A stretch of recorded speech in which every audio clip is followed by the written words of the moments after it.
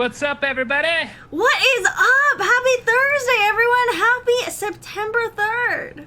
It is the 3rd of September. Oh my God, we're in the month of September.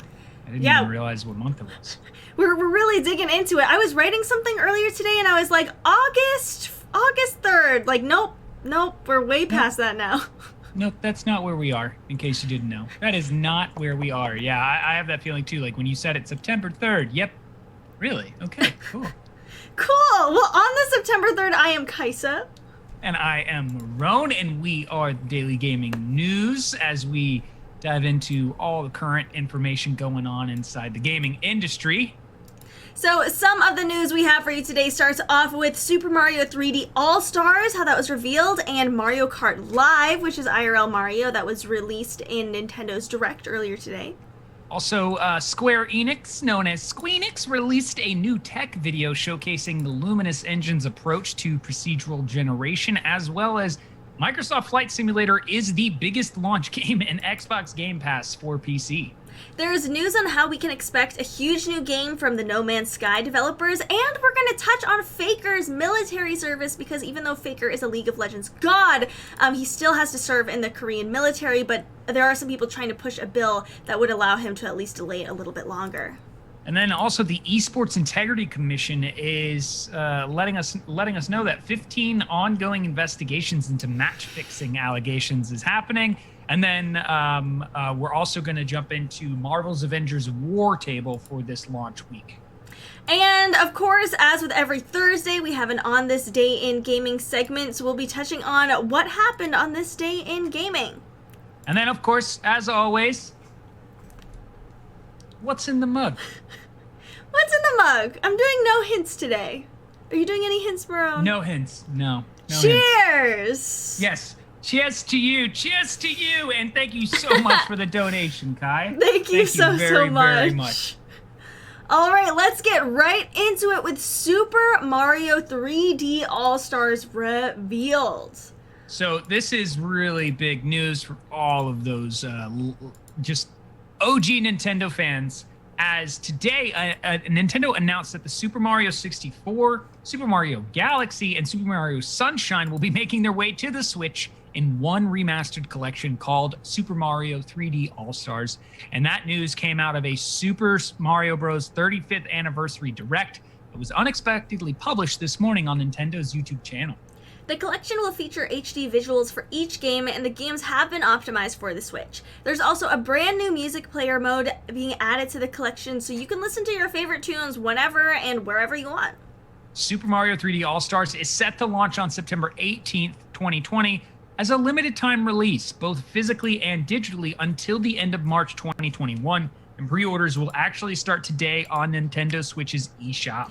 I saw a huge, massive article from Kotaku being really angry that this is a limited time release, and the comments were like, bro, then just buy the game when it comes out. Like, this is gonna be a limited time, so after, I think it comes out in... So it'll be available until the end of March, and after, March 2021, you won't be able to buy it. If anyone's gonna be mad about that, you might as well just buy it as soon as you can. Yeah, I mean... If you know you're going to get a Switch, you can go ahead and buy it anyways and sign up and get yourself a Nintendo account. I would say that like I get the frustration, but I think there's already someone planning on, I'm going to buy this Switch. I'm going to put these games on the Switch. I'm going to put the Switch back in the box. I'm going to hold on to it. And then when it's no longer available, they're going to sell it and be like, buy this Switch that comes with these games for $1,000. And people will be like, okay. Right, I definitely see that. I don't know why it's a limited time release. I don't know. Yeah. I don't think a lot of games really do have a limited time release. I do know that Nintendo likes to have like collector's edition things, and I feel like, this is a way to do that. Yeah, I think it is like it's odd. March is a long time away. It is. And it does feel odd, like what is Nintendo doing? What's up, gamer? Yeah, I'm not too sure. I don't think they'll ever address why they're making it limited. Probably not. As Chad says, it's a way to push sales, make money. These are great games. I've never played Super Mario Sunshine. I've heard great things about it. I have played Super Mario Galaxy, and I have not played Super Mario 64, so this might be something... Super Mario 64 is pretty big. Yeah, and that might be something, I need to jump on with this limited time release, and I think it's a way that they can also probably get away with a higher bit of a price point if it's limited time. Yeah. For sure, and I love the homage to the All-Stars game, because there was one back on I think Super Nintendo, which was an All-Stars, and it had all these different titles on it. So the fact they're doing like another one in that same phrasing, and it coming out for the Switch, and it's going to be these HD remasters. I think a lot of people who haven't gotten a chance to play some of these iconic titles, specifically Mario 64, as well as Sunshine. Sunshine stands out for a lot of Mario fans as a really strong contender for one of the top Mario games. I think this is just going to be one of those moments where individuals like yourself and whoever else that haven't had a chance to play these titles get to see what it was that impacted a lot of people about Mario when it really started to shift more into like the 3D adventure. Right. I think it's great to see a lot of these older games, being moved to the Switch, because for other consoles, like if you have, I don't know, whatever, if you have an Xbox One, let's say, I don't think you can play like the first Halo on there. I think you have to play it just like through like the Master Chief Collection, or you'd have to play it on PC, versus Nintendo is making these older games available for the Switch. Yeah, as you said, it's a great way to, bring in players that maybe never, played it before, maybe, didn't have the older consoles, but, now can become Nintendo fans.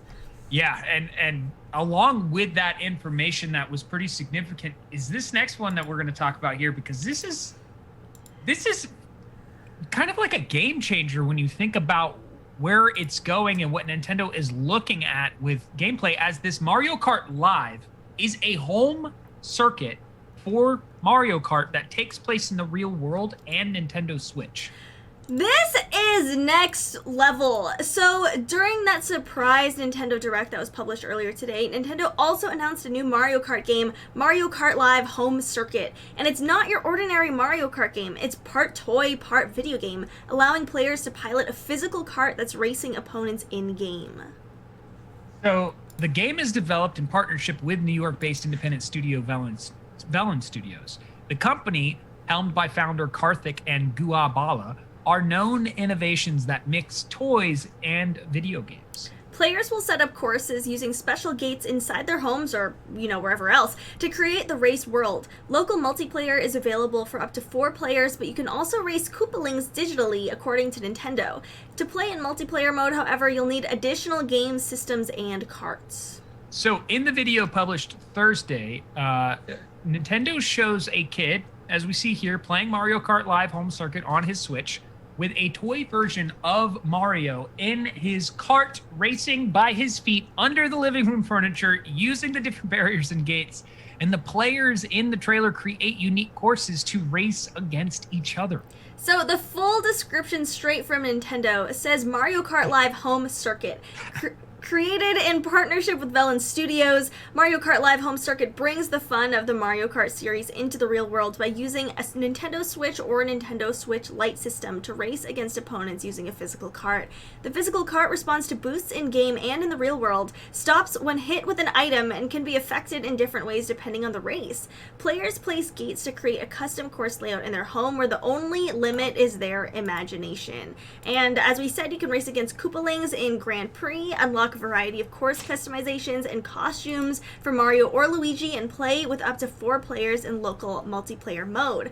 The game will, with either a Mario or Luigi set, will be released on October 16th for $99.99. So it's a high price tag, and that comment really made me laugh by underachievement. What a great gift for a rich kid. It's spot on. Yeah. There's also an element here of, some of these like board game locations where you go and you like eat at a restaurant, but you're also there to like play board games and play games with each other, like these hybrid kind of like cafes. I can imagine seeing these home circuits there at these places where people would come in and play, and it would be like a party event that you could show up and do these IRL races with Mario Kart, but also gaming. It's it's such a unique idea, and it's very strong. Like it has a lot of potential and growth for the future. I could see that being at like a barcade kind of place, but ideally behind like plexiglass or maybe in a sectioned off area, because apparently this responds to, you know, obstacles and boosts that happen in the real world, which makes me wonder, like, are people going to throw things like at your IRL cart? You know, I wonder how well these really work, you know, and how well it syncs up to the game. Yeah. Just a comment about how this is for rich people is amazing. Someone says, I don't have any space in my apartment. You got to have the money to spend the $100 on this. You got to have space in your apartment. You got to have friends over, which you can't really right now. Maybe someone's quarantining at home with their family. Maybe you can play with your family. That's the thing, is I really think that Nintendo's like, hey, we are gearing this towards those bigger families, those at-home events that might take place, or however, you know, even in quarantine, what are the size, you know, homes that can be doing these types of events and have an amazing time. I mean, seriously, if I had the space and I had the size and I had the family, I would do it. Like, there's no question about this. Like, I mean, this is such a cool idea to be able to, one, watch it in real life, but then also be playing it on the Switch as well. It's an AR, it's augmented reality with gaming that we're now starting to see this merge that Nintendo is dipping their toes into. I'm impressed to see, you know, that they're still pushing the envelope with the Switch and with what the Switch can do, you know, even though it's been 4 years since the console released. You know, this is a totally new concept that I haven't really seen with any other games, you know, that they've really brought to life. And I've just got to commend Nintendo for the diversity in their commercial and casting, because it's always great to see, you know, families, different races, you know, all together. Good stuff. Yeah, I also go, like, what's after this, right? If this is the first step, I mean, they had like their, what was it called? Their box. It had like a really unique name. The cardboard thing? Yeah, thank you. Yeah. So I wonder if for this Mario Kart Live home circuit, you know, what is the next step? Is there a way of figuring out how to have like Mario Party, where it's Mario Party Live? Is there a way of them figuring out how to maybe get like a Smash Bros kind of thing where it's live and it's an augmented reality type experience? I don't know, because I didn't imagine this being possible, and then now I saw this ad and I was like, where does it go from here? Right? That's so cool. That made me think of, like, maybe in 6-7 years or something, we'll go to a Smash tournament and it'll be like AR'd on some stage of the people fighting, and, you know, how can we integrate AR, you know, into our experiences? Someone in the chat said that they can see AR being bigger than VR. I've heard that a lot, you know, with the Google Glass, which didn't take off at all, but a lot of people saying that AR is, you know, they think is going to come more to the forefront, even with just like moving your phone around and seeing like ads in your camera in real life, which sucks, but, you know, I think there are a lot of, you know, potential uses for that. I'm excited to see, you know, what we're going to see from other games and what Nintendo's, you know, going to surprise us with. Yeah, and something to add to the comment you just made there was something I learned when I worked for a company that was doing like this tech that was augmented reality, is from the study that they were doing on why AR is more successful than VR, is that AR is a projected image that takes place in the real world, and it's easier for your brain to process. Right. Whereas virtual reality is an image that's being projected just solely to your eyes, and it has the issues with like tracking, specifically like the depth of field that you get naturally, and the strain on your eyes from looking at the screen for so long. That's where a lot of people believe that AR will take off, and that VR is limited. If VR can't figure that out, then AR is the way to go, because it's much easier to just project an image and your brain just goes, yeah, it's okay, it's right there. It now exists in front of me. Right, and I think that's a big part of why Pokemon Go is so successful, is because, you know, there is that element of AR and using your real surroundings, and, like, I'm brushing my teeth and there's a squirrel right behind me, like, kind of thing is fun, and there's also way less of a barrier to entry than, like, having these big goggles. As you said, there's a lot of eye strain, you need a lot of space, if something runs out of battery, you know, the list goes on. Why it's a little cumbersome to use VR a lot of the time. But AR, I think, has kind of slipped under the radar in regards to gaming news, where it's not really talked about. I don't know why there isn't more buzz about AR. People just don't really get excited for it. Well, I think there's nothing really in terms of like a major name behind augmented reality that's on the forefront that feels universal. And it seems like Nintendo might be shifting into that, might be going, hey, we're gonna be that place. I thought that was gonna take place, like you said, with like Google Glass, but that didn't really take off and land. I know there are other AR technologies in the works, but no one has like really the name to get behind it and be like, here is a really well done AR technology that you can have access to and have this library of experiences. That's true. There's no like AR company that I can think of, or that comes to mind that's really popular. I think that's something we can look out for, because if no one's working on AR, which I know there are a lot of companies that are working on it, if we're not hearing any news from it in a while, something's going wrong. I think there should be more AR by this point. Yeah, I agree, and we'll be definitely keeping our eye on what's next for Nintendo when it comes to these like IRL events and this merge of toys and video games. But our next story is one that's really cool because this is showing off some of the stuff that we're going to get to experience when we jump into next gen, as Squeenix came out and released this new tech video, and it showcases the Luminous Engine's approach to procedural generation. Square Enix and Luminous Productions have released a new tech video for Luminous Engine. According to the teams, this showcase walks us through the Luminous Engine's approach to procedural generation. So, from what we know so far is that Project ESEA will be the next game from Luminous Productions that will be using the Luminous Engine. We can assume that some of the following scenes will be present in the game. So Project ESEA will be an open-world game and will support ray tracing effects. Furthermore, it will feature the same female protagonist that was present in Squeenix's amazing tech demos, Agni's Philosophy, and Witch Chapter Zero Cry. And that's cool. Anxious just commented about how the HoloLens 2 is cool, but haven't played any games on it. I will be curious, Anxious, if you ever get a chance to play games on the HoloLens. How did it feel? What was the experience like? Because I myself have not dabbled in any AR such as the HoloLens. So we're gonna get right into this video. There is currently no ETA on when Project ESEA will come out, but we can have a look at the Luminous Engine World Editor. It's really cool to see this in action.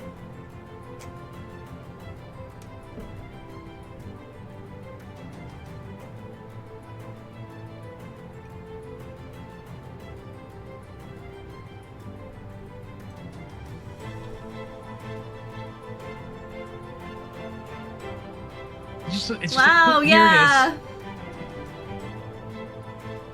Oh, I just need to make all this. Boop, it's there. Let me just make this field. Yeah. Oh, do we need water right here? There's the water. It just happens.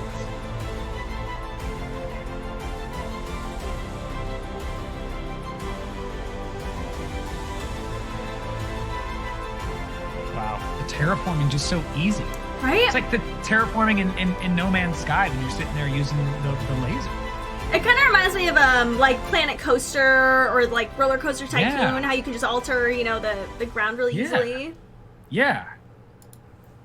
And when you're talking procedural generation like that, and you're talking what the next gen technology is going to be allowing us to experience, is the comment that I see there of like, maybe I could actually jump into game design. I think there is a case to be made, as they've talked about, and they continue to show off this technology, is that it actually might be the time period, if you do want to jump into game design, that it's here.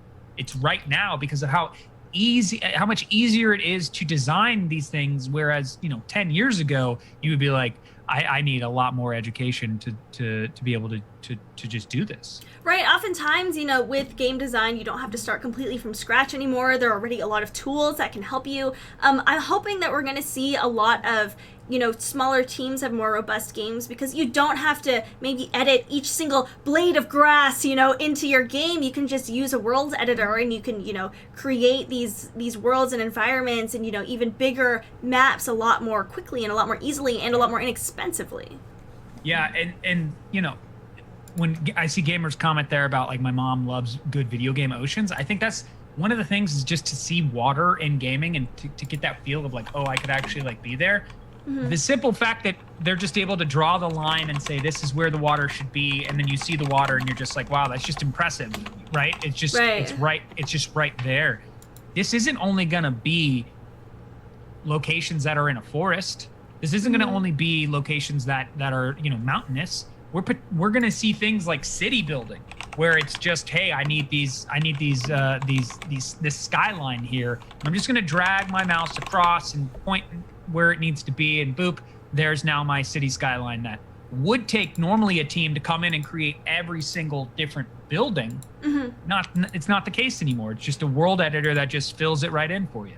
And that reminds me, I just pulled up NVIDIA's program that makes photorealistic masterpieces, and how maybe this could translate into games, because as you said, this is what was made. It's just here's the water, here's a cliff, here's a rock, and if you draw what's on the left, it creates what's on the right, and just the technology is way beyond what I can comprehend. You can just draw that line, and there's a waterfall. That line's where the waterfall is. Like, you look at the left image, and you're like someone struggling in clip art and Microsoft Paint. And then over to the right, you're like, this is a team of hundreds making this. Yeah. What? Yeah, so if there is this kind of technology for photos, I just love the sketches on the left. It just looks like something I would do in Paint totally, or using clip art or something. It's like your child came home from kindergarten and is like, I made this for you, Mama, and you're like, oh, it's beautiful, and then they turn around and you're like, oh my God, it's this work of art. Yeah, I would love to see child sketches put into this AI to see what could come of it. That would be a great YouTube video. Yes, yeah.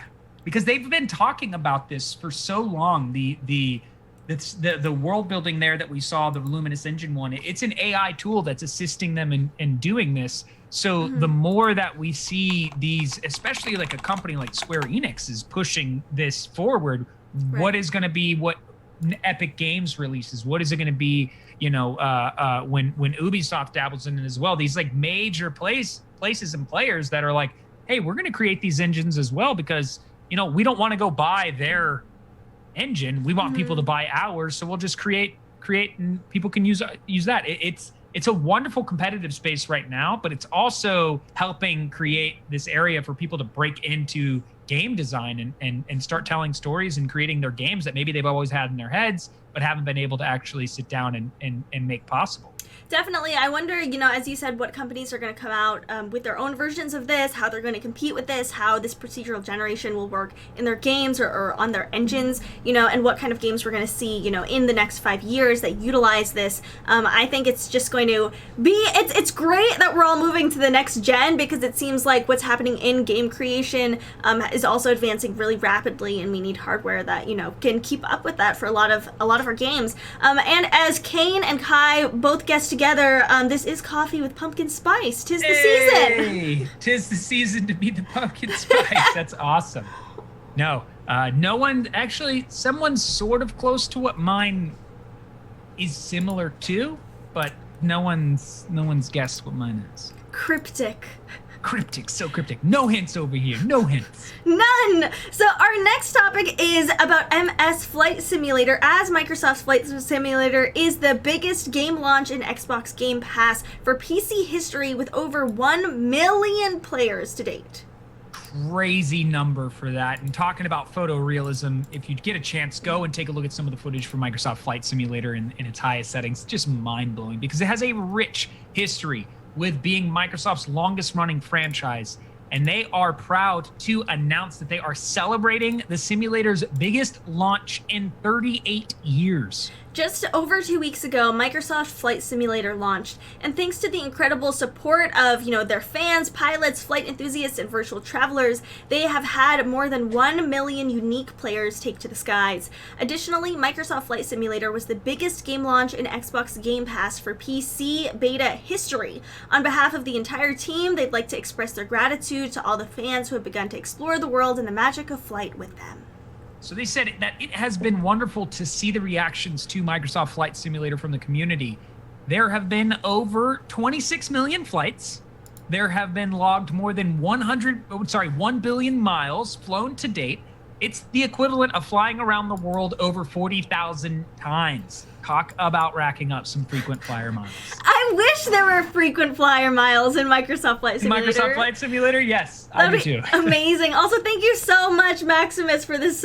We appreciate it. Thank you, Maximus. So in each of those billion miles flown, they've been delighted to see the flight simulation community enjoy the simulator and help improve the experience through their ongoing feedback, while also welcoming and training new simulation pilots.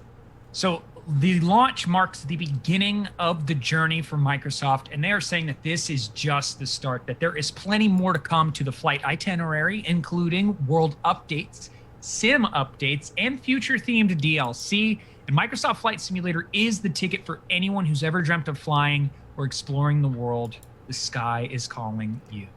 What's up, Anxious? Welcome to the stream. This reminds me of, there's a game that recently came out because chat's going, well, you need passengers on your flight. There's a game that is Flight Simulator, but it's you sitting on an airplane going through the flight. And I think one of the flights is like 2 hours, the other is 4 hours, but there's like in-flight meals and like flight attendants coming by, and I think they put in like kids screaming or something. I don't know why anyone would want to play that game, but I think someone should do like a co-stream where one person is the pilot on Microsoft Flight Simulator and the other is a passenger on this other game. That's a great idea. One of the things that was brought up in chat was there have been people flying into the hurricanes, like the live weather updates are happening, and people are like, we're going to beeline for the hurricane. And I think it's hilarious, but it's such a cool thing to see that someone took here's the aspect of Microsoft Flight Simulator that you might not have thought of as a fun and entertaining way to approach the game versus, I'm just going to get here and log in this one flight.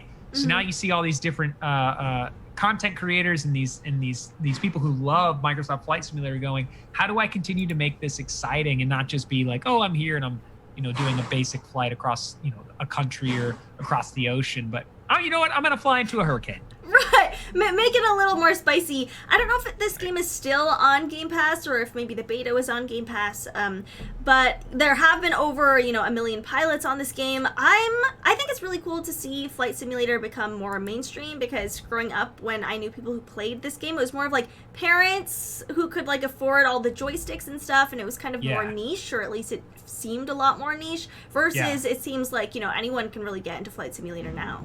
It actually is available on Games Pass for PC. It is.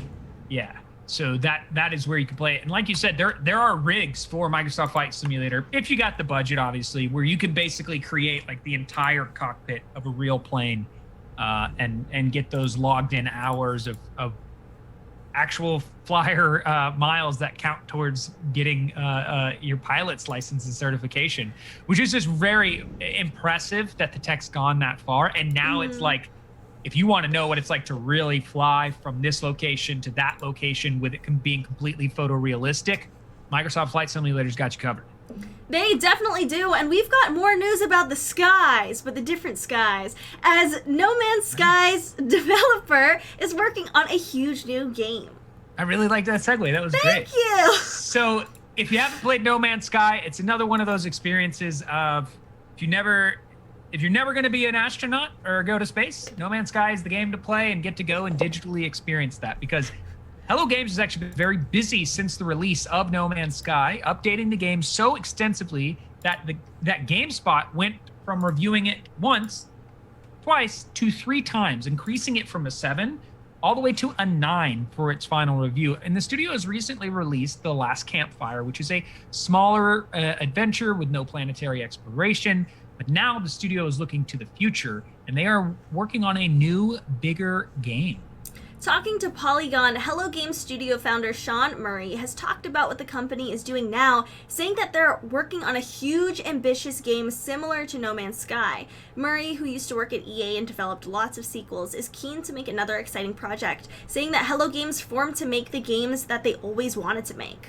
So Murray said that No Man's Sky came about as a result of a little bit of a midlife crisis, as he called it, and that The Last Campfire was made by just 3 people. That studio is made up by only 26 employees. So half of the remainder of the team has been working on the team's next project, which is meant to be a big one. Murray also reflects on the path No Man's Sky took to release in the article, saying he's glad how things ended up with the game after a rocky beginning. He said that where we've ended up with the game, where we have hundreds of millions of hours played and a really happy community and all that kind of thing, I'm okay with that deal that we did. So he says that I reckon about half of what we did and a lot of where we had problems were where we were naive. We didn't really need to do these things and we would have had the same level of success. So he also talked about, in reflecting on the early press opportunities, that a lot of opportunities were put in front of us and we were told that they were the right things to do. And I look back and I'm not so sure that they were super, super important to the overall outcome kind of thing. Murray does not share any specifics of the next project, and judging from these quotes, it might be a while before Hello Games reveals it. The latest major update to No Man's Sky was Desolation, which added spooky, abandoned spacecraft to the game, and you can play No Man's Sky on PlayStation 4, Xbox One, and Windows. Yes, to the comment of, isn't that the game that bombed? In the beginning, I think one of the worst aspects for No Man's Sky was there was a lot of hype pushed, particularly by Sony, and talking about what this game was going to be and how amazing it was going to be. And they would show this footage that made every player think that the game was going to look like this. But then a lot of people were like, man, I've gone to like 10, 12 different planets, and I haven't seen one planet that looks like the planet that you guys were showing in this trailer. And Murray would have to constantly come out in these, press interviews talking about how it's because of the way the world is built, the likelihood that you see a planet that's similar to another planet is very small. Making trailers for the game was very difficult. They then realized that there was, I think, a mistake in being pushed to the forefront as this is going to be the game that breaks all games. Right. They definitely got off to a rocky start. No Man's Sky didn't have a great release. A lot of players were really unhappy with it, saying it didn't have the content they wanted. It didn't have as much content. I thought it was quite robust of them to keep updating this game from a 7 out of 10 to a 9 out of 10 because as a lot of companies would just settle with a 7 out of 10. They'd be like, well, that's still pretty good, versus, putting these more updates and more updates, getting the game re-reviewed, getting it up to 9 out of 10. And, now when I think of No Man's Sky and The Last Campfire, both developed by this studio, it makes me think that, Hello Games has a great reputation. And I feel like these, the people who worked on these games now have that experience. They reflected that, hey, we were told to make some decisions. We listened to some experts or people who we thought were experts, and it didn't pan out, but now we know better. Now we know what to do for our next game. I have faith that, whatever they come up with next is going to be fantastic. Yeah, I would actually be someone to say I think it is worth checking out, because I experienced No Man's Sky when it first came out, and then it had its major update, I think it was like 2 years ago, and then it had the virtual reality update, which now is just a totally different experience, right? When you're talking about being able to walk around on these planets, feel like you're standing right there, hop into your ship, fly out into space, beam across the universe, find another planet, land, and do all this, and you do that all in virtual reality. It's a very impactful experience. It's hard to explain until you do it. I would say I think it is worth exploring. Pun intended, I guess. And it's a game that I think is gonna set the tone, or it set the tone for a lot of games that are coming out after it, that are trying to take this approach to space exploration. I think so too. They've set the bar pretty high, especially after their updates. I've only heard, great reviews from friends that have played No Man's Sky, or at least, recently. A lot of them held off at first and didn't buy the game until later when the reviews were a lot better. I agree that it's going to kind of set the stage for other space exploration games, for procedurally generated games. I think people are going to compare a lot of future procedurally generated space games to No Man's Sky. That's going to kind of be, the grounding point to go off of. 100%. And I just have to make a comment to this What's in the Mug guest. A durian shake? Kai, no, thank you. Ever. No. I love it. No, mangosteen juice, dragon fruit water, getting so tropical. Well, I would say it is kind of like a tropical flavor, I guess. Well, no, I don't want to say that because it might throw you off. Tropical to someone. Yeah, tropical to someone. Tropical to my taste buds right now, because that's what I want. So for our next story, it's kind of an interesting one that's a little different from what we usually discuss. So Faker's military service could reportedly be delayed due to the latest South Korean bill proposal to modify conscription law.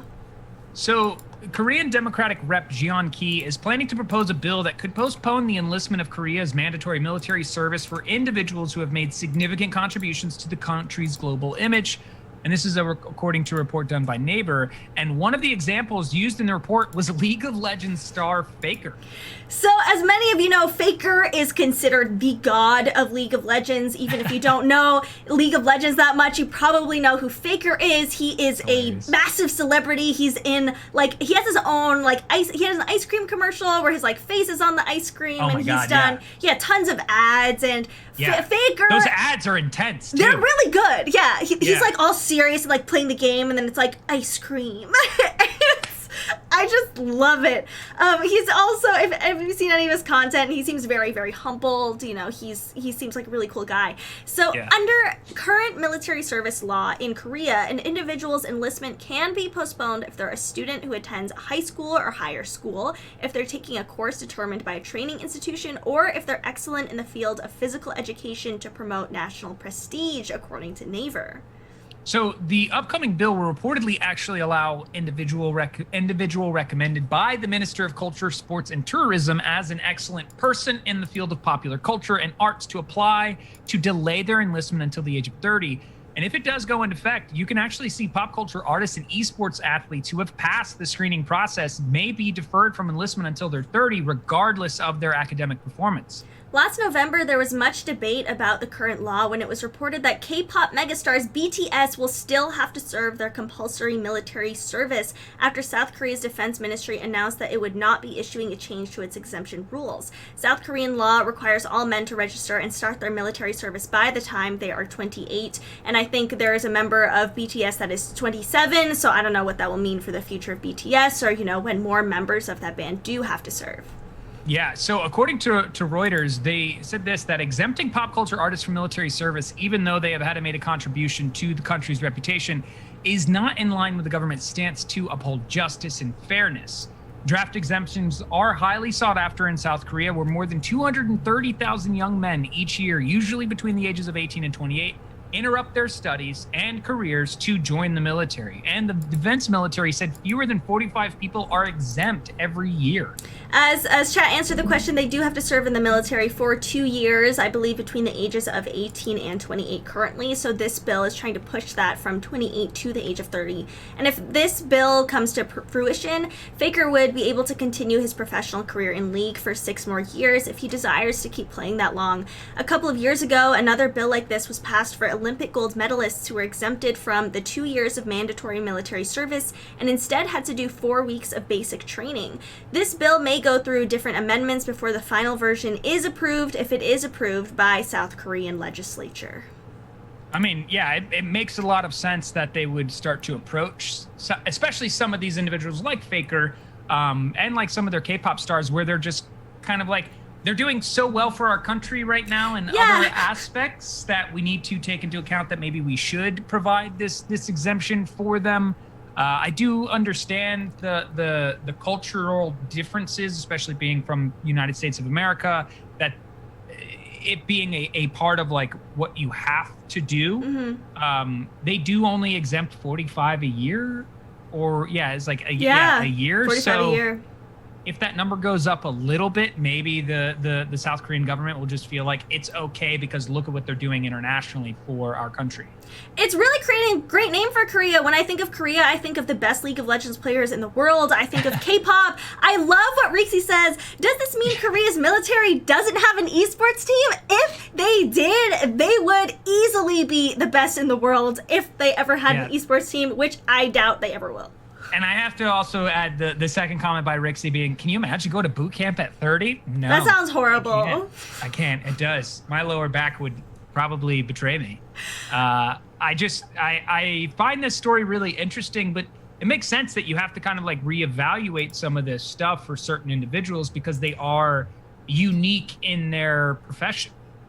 Right, like they are international superstars, really. And when looking up, this information, especially about BTS and Faker, there was a lot of quotes about how, like, well, Korea feels like they really need a strong military presence, especially since they're still technically still at war with North Korea, because back in the 50s and 53, I think the whole combat ended with a treaty or a ceasefire, something like that, but they're technically still at war, and they think it's really important that everyone who is able to serve is able to serve. I think it's very humbling that you could be someone as big as Faker or BTS and your country still like, nah, you gotta serve in the military, same as everyone else. Yeah, I would agree with that completely. So let's see what happens for Faker and his future. I know he's still going to just continue to be this god among players in League. That won't ever get taken away from him. But our next story is one that is really interesting because it just seems like more and more stuff is happening surrounding esports, and we are learning that the Esports Integrity Commission is providing an update in 4 weeks, and that the ESIC has been investigating allegations of match fixing in ESEA MDL, the CSGO league that gives access to ESL Pro League for the past 18 months, and that was announced today by the organization. So, we had just reported, I think yesterday, that in CSGO some coaches were discovered to be using a bug that allowed them to spectate where the enemy team was, and now we're hearing about potential match fixing. And the investigation began after ESIC, again, that's the Esports Integrity Commission, received suspicious bet alerts through its global integrity monitoring framework. As of today, ESIC is maintaining 15 ongoing investigations into match fixing allegations, which the commission consider to be of significant concern to the industry. So the ESIC also announced that the investigations announced them because it'll begin to finalize them, and was worried about social media speculation. The esports watchdog said that the investigations about match fixing are complex, and they do require significant cooperation between a variety of international stakeholders, comprising of betting operators, government bodies, law enforcement agencies, and the industry stakeholders. Investigations into match fixing allegations take significant time, since they can also coincide with aspects of criminal liability, according to ESIC. The last big match fixing case took place over a year ago in Australia. 6 people were arrested for allegedly arranging to throw matches and subsequently placing bets on those matches. So the ESIC has been using these various investigative tools in contacts to link people who have been placed in suspicious or unusual bets to players or teams potentially involved in match manipulation. And if everything does go to plan, ESIC will provide another update in the span of 4 weeks, like we said at the top, which it is subject to complications within the investigation. As chat says, this is such a bad look for CSGO, especially since CSGO is arguably like the longest running esport, or at least has always been, an integral part of esports. CSGO is an older game. And you would think that they would have this all under control at this point. I think it also brings to focus how, when you have a tournament, it's not just like, hey, let's get together a Valorant tournament. It's like, well, when you have sponsors' names on there, and if there is match fixing, if there is cheating, that is a big deal, because there are more people involved than just you and just the players there. Yeah, I guess it's the money.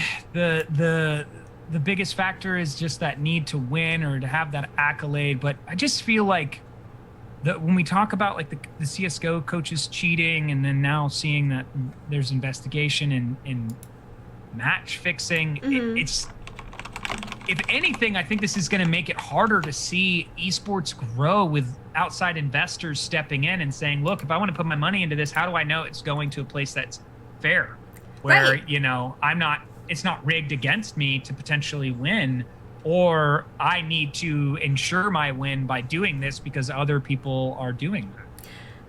Esports has, I think, come a long way in a short amount of time, where it used to be seen as, not really competitive, not taken seriously, and just run by a bunch of kids. And when I hear investigations about match fixing, I feel like that just kind of brings its reputation back to, you know, those earlier years of people thinking that, you know, it's not really regulated, it's not taken seriously. You know, if you can get away with match fixing, then, you know, it's not going to be a safe investment. It's not going to be something you know you should really trust to put your money in if there's going to be occasions like this. Even though, you know, this is one league out of, you know, many across many sports, many organizations. This is still, you know, pretty big, and it does, you know, give a bad name to the other competitions going on. Yeah, and I'm all with that, as you were saying, and as was being said in the chat there with regard to, like, it's probably due to how fast it's grown and taken off. And of course, where you have money involved like this, there is, you know, corruption, as Kai was saying, and Guff was commenting earlier alongside with you. I'm just kind of like, I almost want to see that the people who are in charge of these organizations are individuals that come from traditional sports, or they come from some area of expertise where they're like, this isn't going to happen here. Like, we're not going to allow that behavior whatsoever. So that's the part for me where I'm like, I hope this doesn't stunt the growth of esports for a few years, because so many things are starting to be revealed of this almost like this underbelly of esports that we're starting to learn about. Right, me too. I hope this doesn't have, you know, long-lasting repercussions. I hope, you know, this is kind of gotten under control. The investigation wraps up in 4 weeks, and, you know, they make it very clear that this can't happen again or shouldn't happen again. I've been seeing a lot of more, I think, more severe punishment, you know, with the CSGO coaches cheating. One of them was placed under a 2-year ban. That's a long time. That's a really long time in esports. And so there are, you know, real consequences, and I hope that deters, you know, more people from doing something similar. Yeah, same. We do have some time to jump into these last ones, so let's go ahead and do it, because this has been the launch week. On some lighter news, the launch week for Marvel's Avengers War Table announcement alongside with the game, where they break down what's going on in the game, what we need to know about it. And so we found this this wonderful video from their War Table segment to talk more on Marvel's Avengers. So we're gonna watch this for a little bit. We might not be able to watch the whole thing. It's about 15 minutes long, but we'll just watch a snippet of it.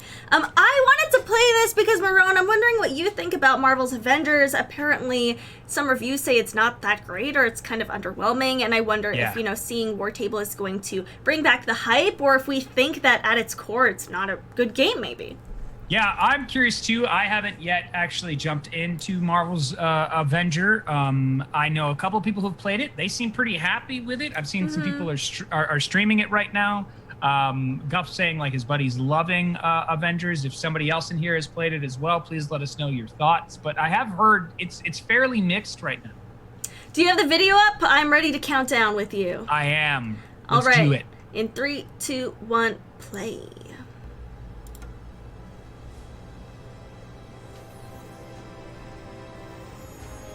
And this War Table was dedicated to Black Panther Chadwick Boseman. That's cool. This is an example of a hero mission showcasing Hulk's destructive capability. Harm challenge rooms are a great place to hone your combat skills. You can expect heavy resistance. You can turn on subtitles. You asked for it, and we're thrilled to bring him to you. Thank you so much, and we'll see you in the beta. Yo, that was just like the movie. I think the more it's like the movies, the better. Yes, I agree. Look at my girl. Did chat guess it? I think chat guessed your drink. Where? Or did they not? Yes. Kai just got it. Kai got it. It's a blackberry spin drift. Good job there, Kai. Okay, I'm ready, dude. High five. Just give me the game. Just give me the game. What? Oh, you can? Wow.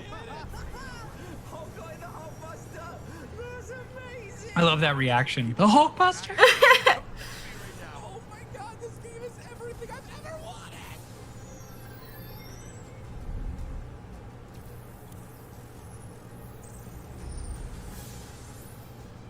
Welcome to our special launch edition of Marvel's Avengers War Table. We are just days away from launch, and many of you are already playing the game with early access. That means you could be playing the full game right now instead of watching this stream. August was a big month for us. Millions of you joined the beta and were among the first That's a lot. original Avengers story Wow. and assemble online with Wow. friends. If you played the beta, you now know. This game is huge, and we barely scratched the surface of what's coming on day one. So we're going to show you everything you'll want to be doing at launch. We'll also go deeper into the Avengers Initiative and Operations, which are larger content drops involving new stories and new heroes. We'll also talk about endgame content and give you a first look at Mega Hives. Let's get started with what to expect on day one. On day one, most of you will want to start with the full single-player campaign to be among the first to uncover the many mysteries and secrets in Marvel's Avengers, before the spoilers start to appear. That includes playing new origin stories for key characters like Miss Marvel and MODOK, and finally finding out the answers to your burning questions. That's a good pitch to play it early. Yeah. Of yeah. like, play it before the spoilers get you. What Yeah. really happened at A-Day? If you want to jump right into the Avengers Initiative to begin leveling up your favorite Avenger in single or multiplayer missions, by starting on day one, you can earn special rewards just for our players at launch. And you can access the Avengers Initiative and play in parallel with your campaign. So you can go play with your friends and then come back and pick up right where you left off. From the moment you touch the game, cool. starting with Yeah. everyone who joined the beta, you are influencing the future of Marvel's Avengers. Or as Kai says, just don't go on the internet until you beat the game. Yeah, just don't. Day one means Waffle says the camera angle seems nauseating. I feel like they're trying to go with kind of like Michael Bay of like everything's in motion, like Yeah. Yeah. personalities, Easter eggs, and a countless number of references for you to discover and connect to some of our favorite moments from Marvel's history. An iconic company that now has 81 years of iconic content as of its birthday yesterday. happy birthday. 1 Happy years. birthday, Marvel! Happy Marvel's Avengers birthday. hosts great daily and weekly gameplay loops, and understanding these is an Oh, I didn't know there were effective way daily to maximize missions, your time too. playing. That's cool. There are daily and weekly content resets, and the war table is also dynamic. Some missions and rewards cycle in and out during your play session. Some rotate daily, while others will only appear over the Interesting. weekend, like Aim's Secret Lab, which we'll talk about in a little bit. Here's another pro tip. They've got to keep There you are two always factions, playing. each with 8 assignments and 1 villain sector per day. Yep. That's almost 20 small objectives. Per day? Go grab all your Wow. faction dailies when you log in. How long does it take to complete that? As you play I through don't other know. missions. In-game vendors are also important to pay attention to. Each has an inventory that rotates once per hour, so there's always Whoa. something to shop. Wow. Cosmetic vendors, Once one per of several hour? ways players can obtain cosmetics, Jeez. are similar. The vendors have a stock of outfits, emotes, and nameplates that rotate once per day. You can unlock these cosmetics Okay. with units you earn by opening strongboxes, which are found throughout missions. Villain sectors are special missions that provide epic showdowns in boss fights that you'll want to keep coming back to, especially the closer your heroes get to the game's launch power level cap of 150. Uncover the secret behind these villain resurgences and put an end to them, if you can. I didn't realize this game wants you to keep playing. Like every day, every week, you know, on the weekends. I didn't realize it was so comprehensive. Yeah, it's a That is, daily increasing activity. local coordinates within a mission when they appear. A few curious beta players found one of these secrets. Yo, Lejeune here. This is 100% real. We have found a secret vault mission in Marvel's Avengers in the beta. Shield vaults are critical Oh. to increasing your readiness for the What is this, challenges that await you Warzone? in Marvel's Avengers. Where's the nuke? Marvel's Avengers features more than 50 enemy types inspired by classic designs from the comics, many of which come directly from the ranks of Advanced Idea Mechanics, also known as AIM. Nice. AIM first appeared in Strange Tales 146, and their twisted science and quest for global domination has made them an arch-enemy of the Avengers ever since. Our team has created our own take on everything from AIM's emblematic beekeepers, who wear special suits to prevent contact with the natural world, to adaptoids, technologically advanced robots imbued with superpowers Oh, wow. harvested Do you from read heroes comics, and Maroon? humans. I used Rounding to. out their arsenal is the I used to a monotronic lot. AIM's I first never And then once I have. could start to basically live the comic book Heavy experience in inspiration games, from I this just design started gaming more. Yeah. Developed by AIM that first appeared in The Incredible Hulk 213. By leveraging AIM's cutting-edge technology, I would read like quite a bit of even Spider-Man and soldiers can Wolverine. stand toe-to-toe Mm-hmm. against My brother was like big into Batman. But AIM isn't the only Whenever they franchise. reference the comics, I'm glad they do for these games, but I'm also like, there's so much in the comics. Like, how do you know, like, Yeah. you know, First appeared in Yep. what's from what, or has anyone even like read all of these, or Yeah. They despise any form of enhanced human. So AIM is a natural ally for them to help eliminate all superpowers from the face of the earth. With all of this available at launch, you're definitely going to want to be among the first players to assemble your team and share the experience. they're selling it pretty well. I'll give them that. Yeah. They're It's a lot of like, roping me you in. want to be first. You should be first. Let's be first. As you play through the Reassemble story campaign, you're actually completing the prologue. Don't of a miss out on much being in larger day arc. one. Yeah. Beyond day one, the Avengers initiative is at the heart of this larger world. Here you can continue to hone your team while playing through All right, an dramatic. interconnected series of stories, missions, and personal hero arcs. Some of these have a more immediate and ongoing impact on how you'll play, like events. Events are one way we're keeping the Fortnite-like Avengers events? fresh and new. Some events will take place over a week, and others will be seasonal. Some will have cosmetics and gear that are only available to earn for a limited time. Getting in from the beginning Of course. ensures you are there for all of them. Gotta get right in the Everyone wants to beginning. decide on their favorite outfit, right? So I don't want to Right? bleed too much into our last segment. What are your overall thoughts currently?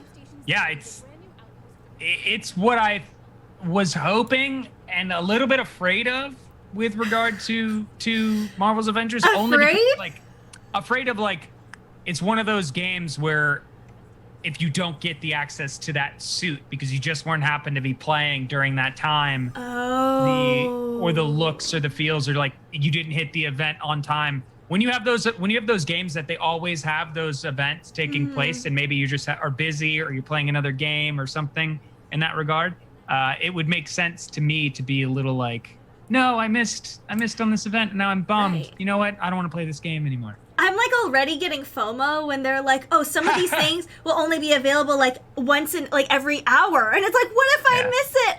I see what you mean. That's Marvel's kind of, Avenger FOMO. right? That's kind of how I felt about Animal Crossing, where it was like, I was just playing it because you have to go and play it every single day. But if I did miss like a few days, I'd be like, whatever, I've already missed a few days. I don't need to go back into it. I Yeah. do see that. We've watched a lot of these war tables, and I knew this game was big, or at least they were selling it as if it was a really big game. But this specific war table, the launch week one, I think has kind of hit home for me how they want this to be a game that you're going to be playing for years to come, and you're Yeah. going to be playing this all the time. Like, I could see people being, Yeah. you know, Marvel's Avengers streamers, and this is the only game they play.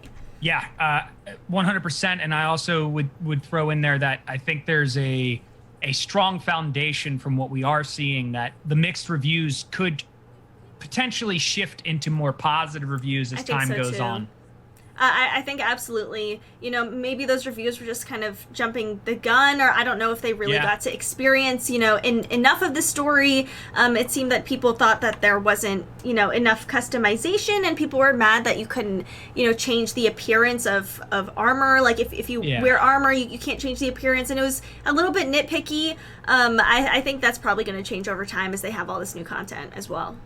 Yep. We will be keeping our eye on Marvel's Avengers and hopefully the future success that it holds. But before the news hour ends, it is Thursday, which means we do On This Day in Gaming, Throwback Thursday, which it turns out, guys, on this day in gaming, Metal Gear Solid Japan released. So, Metal Gear Solid, as some of you know and love this game, is a stealth game developed by Konami and released for the PlayStation, yes, PlayStation 1 in 1998. If you don't know the story, the game follows Solid Snake, a soldier who infiltrates a nuclear weapons facility to neutralize the terrorist threat from Foxhound, a renegade special forces unit. Snake must liberate 2 hostages, the head of DARPA and the president of a major arms manufacturer, confront the terrorists and stop them from launching a nuclear strike. Cinematic cutscenes were rendered using the in-game engine and graphics, and voice acting was used throughout the whole thing.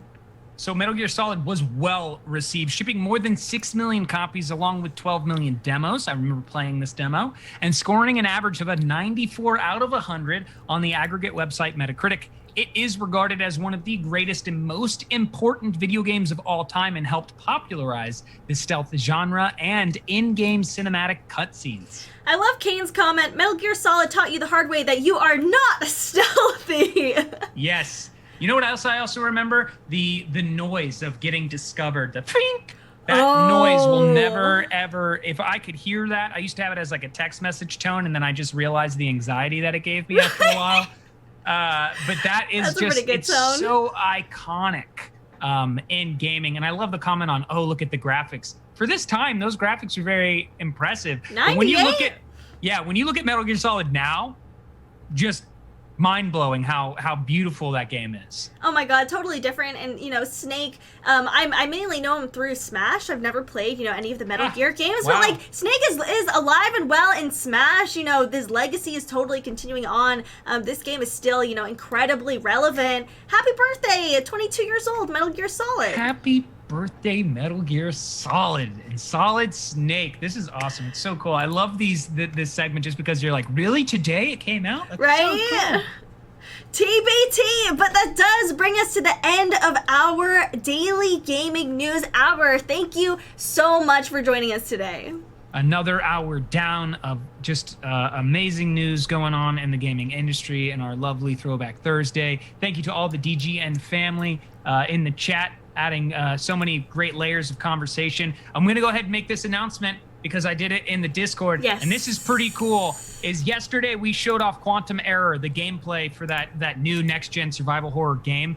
And it turns out that when I was like, hey, Micah Jones, we want you on DGN for an interview. Well, Micah Jones responded, and we actually are going to be setting up an interview with the owner, Micah Jones, from Team Kill Media for Quantum Error. And we will be having an interview coming up in like a week or two. We will let you know more when that is cemented.